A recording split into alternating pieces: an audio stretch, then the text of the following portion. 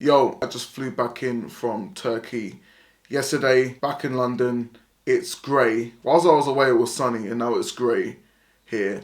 Testament to how I feel after the trip, but not for long. Not for long. This is the post-holiday blues. So I wanted to make this video because I wanted to talk about sort of the roles I feel that holidays take when you're on a self-improvement journey or, just going through life. What can we learn from being on holidays about yourself, and best practice as well for how to conduct yourself.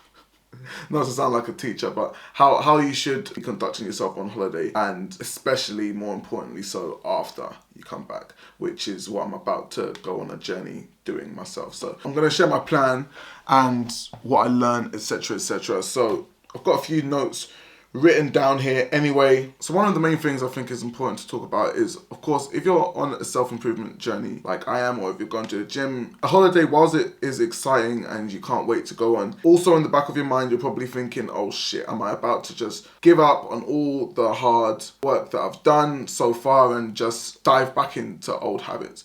And what can seem like a good thought at first is, okay, well, I'm going on holiday, but I'm still going to be able to do this, that, and the other. And I sort of thought that would be the case, but also learned that it's just not practical. Some of you guys might know that right now I'm cutting, so I'm shredding to lose a lot of fat. Before I went on holiday, I was counting calories, not eating as much, and of course training. Now, I could have taken this mindset and gone on holiday and said, yeah, I'm going to still try and count the calories, but bro, it's hard enough at this point knowing what you're eating. And when you go to a 5-star all-inclusive, you're going to want to try a lot of the things that they have to offer because you paid for it. I would say when it comes to holidays, allow yourself, relax. You don't need to be so regimented. The holiday is there for a reason. You're there with your friends. You need to enjoy yourself and enjoy the time that you have. But for me personally, whilst I wanted this, I still didn't want to pig out to the full extent that I could have, because whilst I was there, I still did have my top off and I still wanted to look good, which I think I was able to do. And because of that, I found a balance in between. So I allowed myself to try things. I didn't,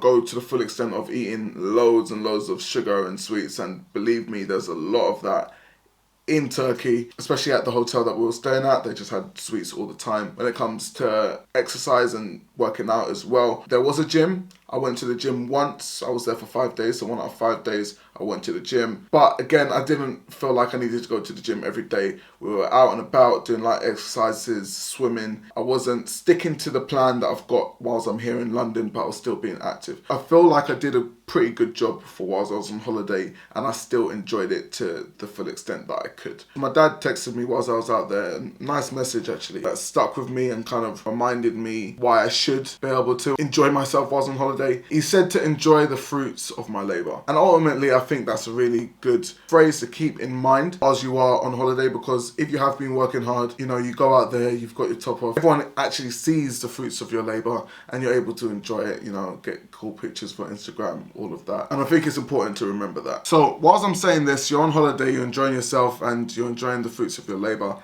What's difficult is coming back and switching back to those good habits, because you have been indulging in whatever it is out there. For me, I was smoking shisha a lot, drinking a lot, but not actually getting drunk. But these lot put so much sugar in their cocktails. It's going to be hard for you after indulging in all of that to come back and get straight back into routine. Like I said, I flew in yesterday. I was hungry. There wasn't much. I could have gone out on my lack of sleep and bought chicken, but no, I didn't. I just looked in the cupboards, saw there were some biscuits, and I ate those. Whilst I was eating these, I was like, yeah, this is terrible.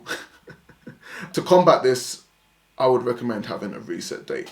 And if you have a 9-to-5 job like I do, I would highly recommend that you have a day after you fly back before you go back to work. Because for me, if I was working today, I would be jarred off. I would be really annoyed, because I was napping yesterday, woke up at 3 a.m. and then I was like, oh, what am I supposed to do? Went back to sleep as well. Thankfully, I found the means to go back to sleep. And today I woke up at 7:30. My suitcase wasn't fully unpacked. My room was kind of a mess, and I just felt a bit disorientated. I didn't feel like I was ready to get back to my routine. So today, I'm recording this video. It is the reset day. My plan for today is to create this YouTube video. I'll edit it a bit later. I'm gonna go to the gym and start eating properly again.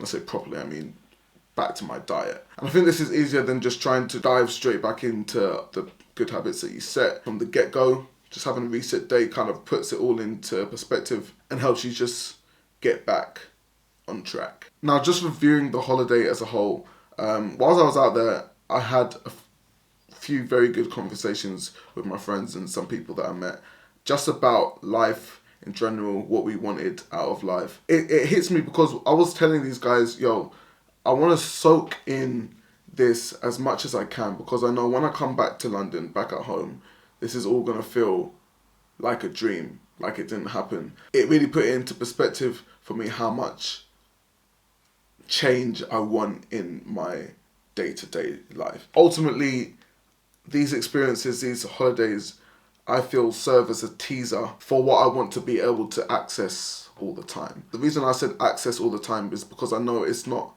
practical to just live on a boat every day of my life and sunbathe. That will probably become boring and I won't be able to appreciate it. But right now in my day-to-day life, I can't go back out again and just lie down on a boat. I want to be able to have the option to do that. And I think that is one of the biggest benefits of holidays, to use them as a motivation tool. Leading up to them, I wanted to make sure that I looked good so that I could get the content that I wanted and feel really good whilst I was out there.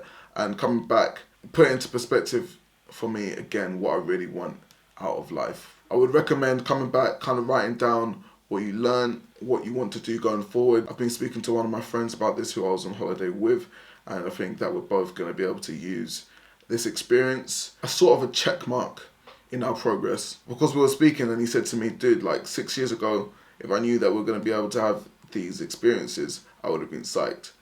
And so what we were saying is, mate, 6 years from this point onwards, we want to be able to say the same thing.